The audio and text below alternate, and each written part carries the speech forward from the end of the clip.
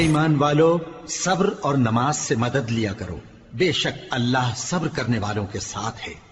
اور ہم کسی قدر خوف اور بھوک اور مال اور جانوں اور میووں کے نقصان سے تمہاری آزمائش کریں گے، اور صبر کرنے والوں کو بشارت سنا دو کہ ان لوگوں پر جب کوئی مصیبت واقع ہوتی ہے تو کہتے ہیں کہ ہم اللہ ہی کا مال ہیں اور اسی کی طرف لوٹ کر جانے والے ہیں۔ یہی لوگ ہیں جن پر ان کے پروردگار کی عنایتیں ہیں اور خصوصی رحمت بھی ہے، اور یہی سیدھے رستے پر ہیں۔ اے نبی میرا پیغام سنا دو، اے میرے بندو جو ایمان لائے ہو اپنے پروردگار سے ڈرو۔